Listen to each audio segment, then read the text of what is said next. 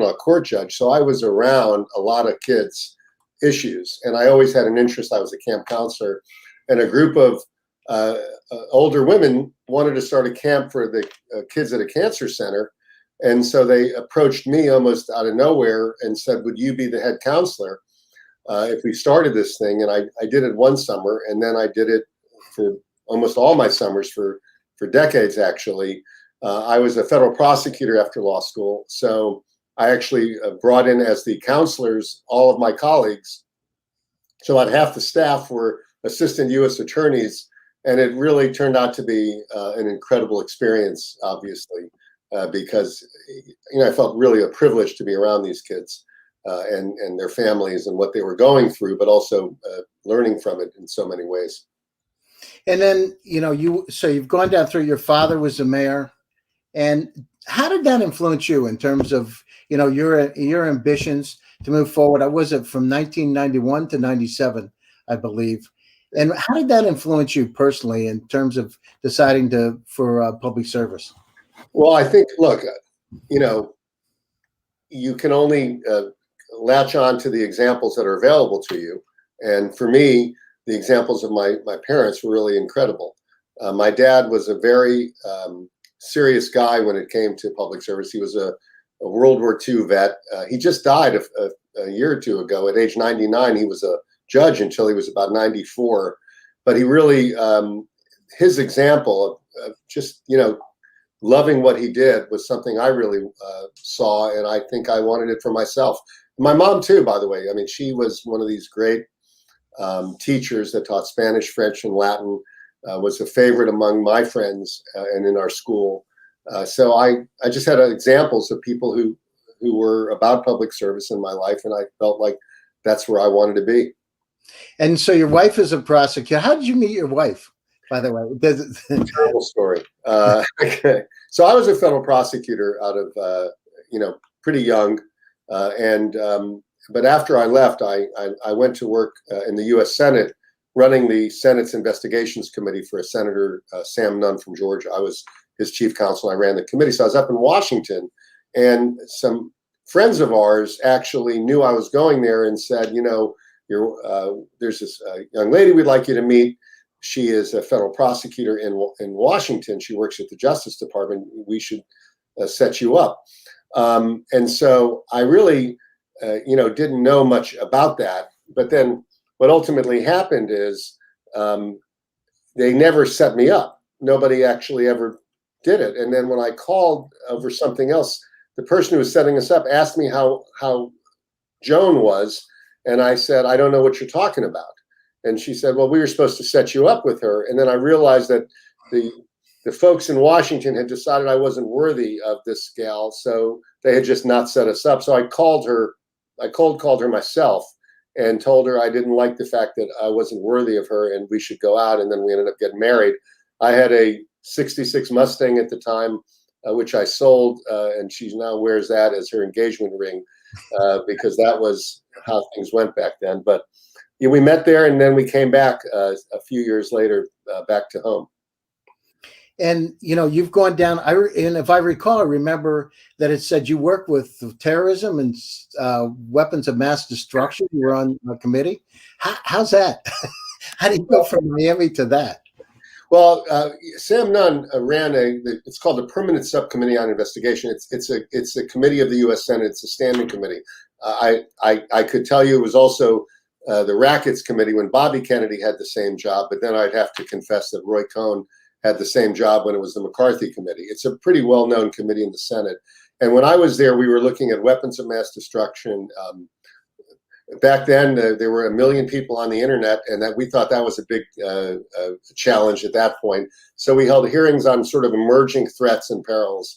And my first job was to go to Japan because the Aum Shinrikyo, which is a cult in Japan, had put sarin gas into the Tokyo subway system, and it was the first. I remember that. It was the first deployment of chemical weapons on a civilian population. So we won. So I ended up just going around the world, meeting, learning about how we were prepared for the next big incident and what we could do to prepare ourselves better. It was really, honestly, one of the most interesting jobs you could ever hope for. I had a team of people with me, and we really learned a lot, and Washington was a great place to be for a short period of time.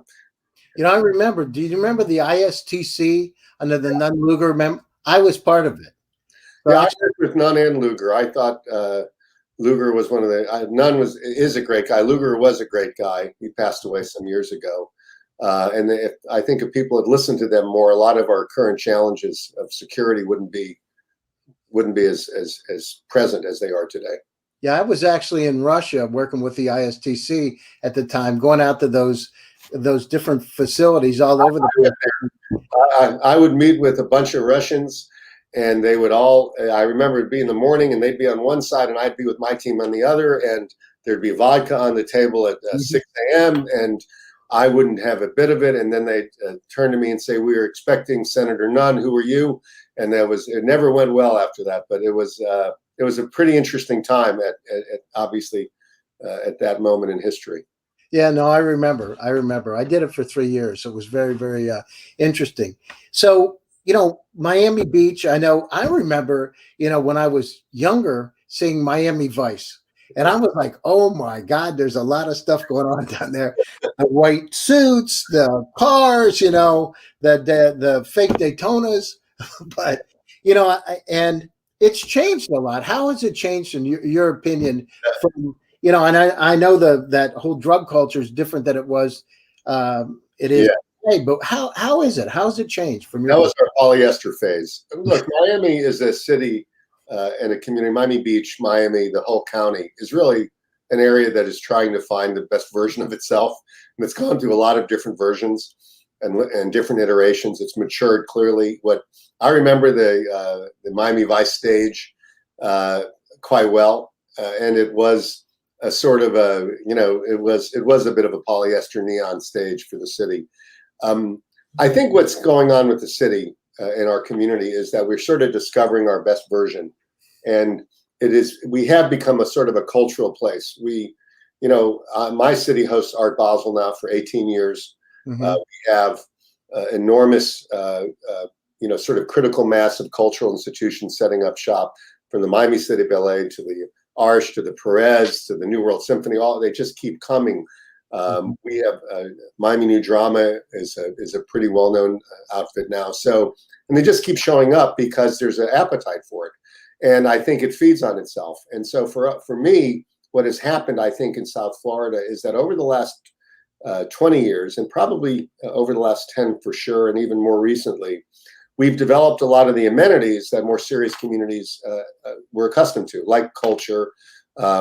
We have a lot of the business amenities. We have a pretty substantial financial center in South Florida. We always have, because we're such a gateway to Latin America. But we've also developed other kinds of businesses and amenities to businesses that people expect. So we're sort of discovering who we are right now. And the pandemic has only, while it's had obviously only treachery in every way, that, for us at least, it has forced us to explore our green spaces more, our outdoors in ways that other places just don't have access to. Well, and we talked earlier about when you were at Tufts and you experienced snow for the first time.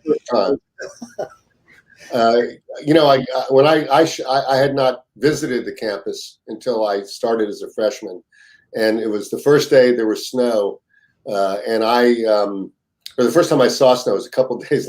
My roommates locked me out of the dormitory because I ran out in shorts and a shirt, shoeless, thinking that it would just be fine to be running around. They thought it was the funniest thing in the world. I had no clue that it was, what it was like. And to this day, I still am not a big fan of snow. So. And you were saying you took your daughter up to Washington. Yeah, my daughter just started her first job. My oldest is 22. And so we just took her up to DC. Mm. And we drove through storms and ice. We drove back through storms and ice. We couldn't wait to leave. It's really a dreary place right now. And you really feel stuck inside in ways that is just almost not normal.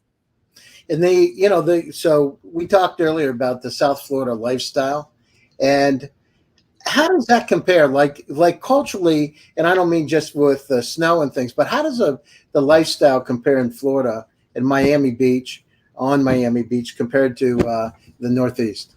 Well, listen, I think it's certain. Look, Chicago in the summer is a great place to visit. There are places that in certain, because of the weather and the moments and the seasons, are beautiful. The one thing I think that's happened for us is that we have sort of discovered that our green space and our outside is something that you have to develop. We are my city's in the middle of a huge parks renaissance. There's a metric as to that parks use. If you can walk within 10 minutes of a park, what percent of the population are 10 minutes of a walk away from a park? There are a few cities in the country that are at 100%. I think we're at 98%, which is highly, highly unusual. We're rebuilding all our parks. We're adding new park space. We're converting parking lots to parks. So it's very outdoorsy. We got more Pilates studios, more wellness places, more walking promenades. We just are finishing a beach walk in our city that literally this summer we're finishing the final part of it. So you'll be able to go from our city's 88 blocks long, 0 to 79 without leaving the water's edge on the beach. And we're about to, and in a year, it'll go to 88th Street. And that's a walkable and bikeable promenade. And it's going to be the same on the bay side from about 17th down. So I'd like to, have almost the entire city so you could travel it without leaving bay or ocean. But we're trying to do these kinds of things because we think that's what people look for. And that's what we like. I mean, if you want to, that healthy lifestyle is something that's really part of who we are at this point. And you have the beach. Right. Someone said to me that the kite surfers, they're all coming down because we have kite surfing. But we have a lot of these kind of sports and amenities, lots of intercoastals. It's really an outdoor lifestyle. And for a lot of people, it's been discovered during the pandemic. I wasn't a walker, but my wife and I go on walks every day almost, and we can't decide often which route we want to take because they're all so interesting. We're opening up bike paths. We're converting parklets into outdoor dining because that's been something we've had to do because of the pandemic. We're going to continue that because we think that moving things outside is the restaurants seem to really love it, and we do as well. So we're trying to do everything we can to sort of optimize and exploit what I think are natural gifts while adding on all these other cultural amenities, which create a real, something to do that's interesting every day. No, it's great. And, talk to the audience about, so coming from Silicon Valley, I hear about Miami almost every day. And they talk about all the great opportunities that are here. They talk about the tax situations a lot less. So from your perspective, what's and I looked at just the average price of a place is like $570,000 compared to 2.x million in Palo Alto. Well, I mean, listen, I spent about 10 years in the Florida legislature, in the House and the Senate, so I sort of followed a lot of the regulatory framework of the state. We are obviously a business-friendly state. We don't have a state income tax. We never will. We got rid of the intangible tax some years ago. So for us, it is, a lot of people, that's something that they're attracted to. I don't think that's a reason you just come because you've got to, nobody should, you can't be paid to live in a place you don't want to be, obviously. So there's got to be more than just a favorable tax policy. I think what is happening is we are becoming a live, work, play community, not just my city, but I think the region, in a sense that there is how do you create town centers that you can walk or bike to? How do you create, housing stock that is diverse enough to really support different lifestyles? My city, it's, you talk about $500,000 price. We're building a workforce housing for the arts community in my city, but we do have no shortage of really expensive homes on some of the islands and just throughout the city. We have a pretty diversified housing stock, but you have a lot of access to that. But I think for a lot of the folks that are interested in coming, well, it may be the lifestyle. There has to be more than just that because you've got to run a business or you've got to have access to things you need 10 minutes to the airport is a really good thing in most places in Dade County. That's how long it takes. Having the kinds of financial. Well, I'll tell you, after being in California, oh my God, my commute to go to my office could be 2 hours in the morning. Right. Yeah. By the way, I live on. I don't. My law firm, and I'm a lawyer, is in downtown Miami. It's about a 10-minute commute for me. So it's pretty easy. My wife works as an assistant U.S. attorney. The courthouse is right there also. I mean, everything is pretty easy. And I think that's sort of a real selling point. But I also think that people like what they can do here. I mean, I really think that that's, the idea that you can live and see and play in a community like ours is really something special. And I think that's something that's been a little bit discovered during the pandemic. But I don't think it's simply because of the pandemic. Yeah, it's things have changed during this pandemic for sure. What about this Class A office buildings? Because I deal with a lot of large companies all over the world, and I know that you're really focused on that environment. What's happened in terms of those office buildings, and what kind of support for the tech companies coming into Miami Beach? What kind of support does the government give them? We've had, we're a city that we're about a little over 100 years old, and we're a barrier island built on limestone. So we don't have room to expand. So we either redo or revise or redevelop. And we're also a community that really loves our historic background, our Art Deco architecture. So we navigate a lot of pole stars, but we realize, and I think it's important to me, that having a diverse housing office stock is really important, because there are going to be people who I'd rather them walking or biking to work than having to commute over the bay. And I think so that's important to us. We've already got a few projects already. Starwood Capital is building, it's almost completed its Class A office building. I think it's occupied. Sternlicht's done a great job in building this in really in the middle of what is essentially an arts district in our city in Collins Park. It's around the corner from a W. I think the Bulgari has just decided it wants to be there, and Amman is going down the street. It's become really a Satai is there. We have the Miami City Ballet. We have museums and promenades, and now he's building there. We just approved a project to be built in Terminal Island, which is a sort of a little island at the foot of our city that the Related is doing. We are actually putting we put a bid out for people to offer ways to work on some of our parking lots to build Class A office building. We try to create a sense of a concierge service. We think these are good developments for our city. We think that they offer our residents the ability to be near where they work. We also think that they tend to be very cultural, in a sense that they like having those things around them. I think that's something Starwood's probably going to like, having a cultural center across the street.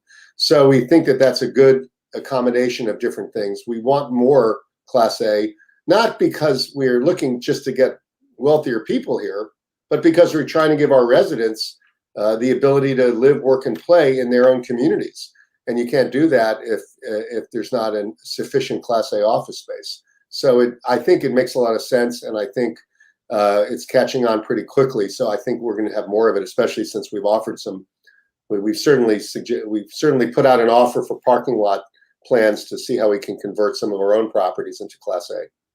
Yeah, I over the last week, I've been on some conferences, some WhatsApp with some of the wealthiest Bitcoin folks on the planet. One of them's worth about $52 billion. And I happen to be part of that group. And one of them just committed some money to Miami.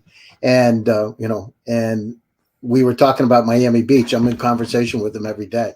I mean, this is a group that's probably worth 150 billion in total. Bitcoin, cryptocurrencies from all over the world. But you're getting an incredible amount of attention. When I talk to the startups, when I talk to the tech companies, and I'm in AI and quantum computing. That's what I like. Write a lot. I've written about 120 articles in the last year. And the companies, they're coming down. They want to change their lives. The taxes too. the whole issue we talked about tax. I mean, you get killed in California. It's just crazy. Well, Gas is more expensive, you know? listen, I think that, I look at it this way. The goal is for us to create a more diverse economy, frankly. I mean, we can't simply have an economy that's based on hospitality.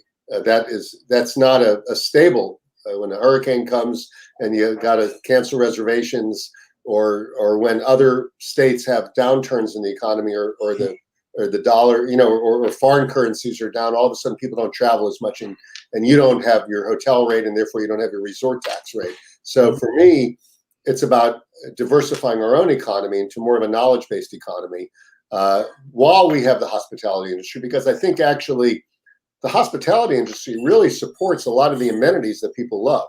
And they really, I mean, having access to museums and culture and sporting venues and all this other stuff, it really is an exciting life when you go from Art Basel to the Food and Wine Festival in just a few weeks, and all of a sudden other things are showing up. It's always amazing to me who's coming to our city and what events are here. Mm-hmm. So I think that's important, but having a diverse economy and a knowledge base, and I'll say this, I think probably when I was in the legislature 20 years ago, we didn't have the academic foundation to support as much of these tech, industries as we do now. But now, between University of Miami's made incredible strides in so many areas. Florida International University we have lots of partnerships with them. Miami-Dade College is a place. It's the biggest transformer of people in the country. It has 180,000 students, and it's almost 70% of them are never come the first person in their family to go to college. So we're upgrading our whole workforce as well to make it capable of servicing a lot of these industries that want that. Well, the investors, when the investors start to come, and I got to tell you, Mayor Gelber, it's one of my friends, very good friend of mine, is a top VC in Silicon Valley. 5 years ago, when I told him about Miami, I told him about South Florida. He said, I've never been there. And that's a Stanford, Harvard grad, MBA, Stanford. I actually had a conversation with him last week. He says, what's going on with Miami? What's going on with Miami Beach? What's happening down there? Why is everybody talking about it? And the one thing we talk about, all the cultural things, but I got to tell you, on the side with the startups that we're dealing with, they like to swim in the ocean. You can't swim in the ocean. You go to the Pacific, it's cold. And, swimming in the ocean, boating, the Everglades, being able to travel to the Keys or Disney and do things. There's so much opportunity. Gas is cheaper here. Food is cheaper here. And by the way, our restaurant game has improved immensely. I was just at a Carbone Italian, was a New York restaurant that they moved down here, and Joe Stone Crab. You could just go down the list, and a lot of them hungry now with this Joe Stone Crab stuff. By the way, can I taste? They have it in other places, but I still prefer the one here. Look, a lot of it is we have upped our game a lot, but the truth of the matter is, I just think that it's I think we're in a more serious place now in every way. And I think people see that whole, you don't want to be in a place where you don't have a balanced life.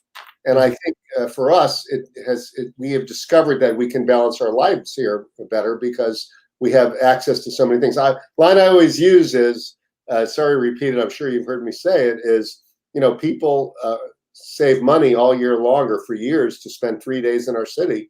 And we get to wake up here every single day and with access to all these wonderful amenities, the outdoors, the beach, everything. And it is a year-long idea. And it is something that I think a lot of people who are here, probably many always appreciated. But I think now, especially during the pandemic, we really have begun to embrace it in ways that are very obvious.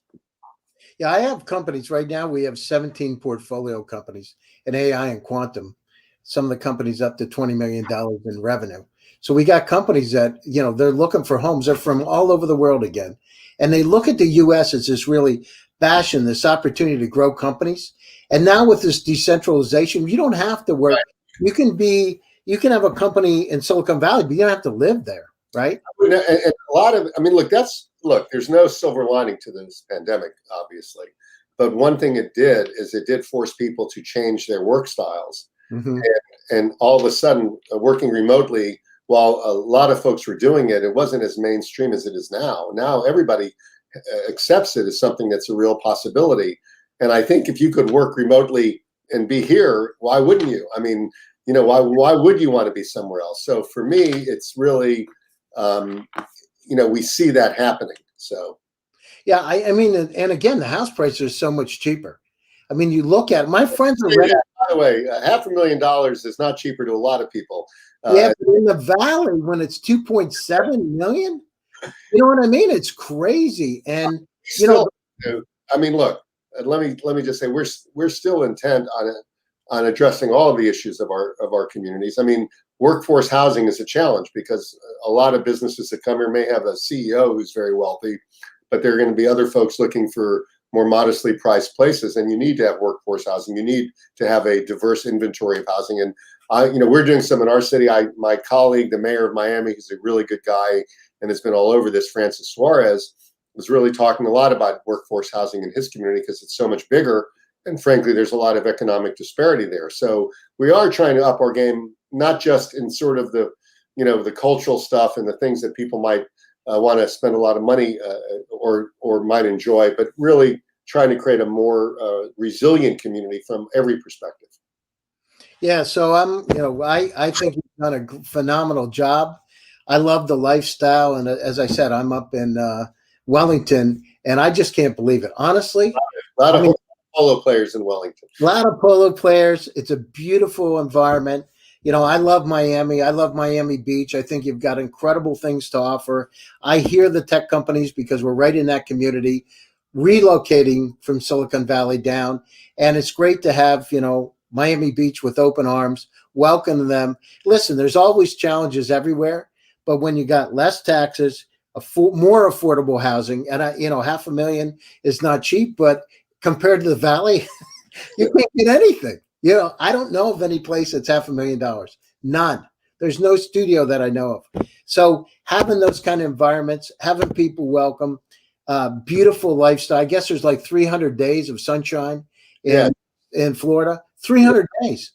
In California, it's gray. If you're out there right now, it's rainy and gray and tightly coupled. Gas prices are higher. So there's incredible benefits to Miami Beach. Incredible benefits to having yourself as a mayor to be able to welcome them with open arms. So, you know, guys, listen, this is Gary speaking to you. There's incredible opportunities. Look at Miami Beach. Look at Miami. There's a lot of things that you can do there. There's a great opportunity to build your companies there. And Mayor Gelber is doing a lot to be able to make life a lot better. Mayor Gelber, thank you so much for taking time out of your busy schedule. Sorry about some of the technical issues in the beginning. But I appreciate your time. Good luck. And thank you. And we want to help. So if you're interested in coming down, let me know. We're here to help, and we welcome you. Okay. As soon as they write me, we'll start sending it down. We have a lot of companies that we deal with that are talking about it today. So we'll forward those over. Thank you, sir. I appreciate the time. And thank you for joining GSD Presents. My name's Gary Fowler. I'm your host. Thanks again. I'll see you again next week. Thank you very much. Bye-bye.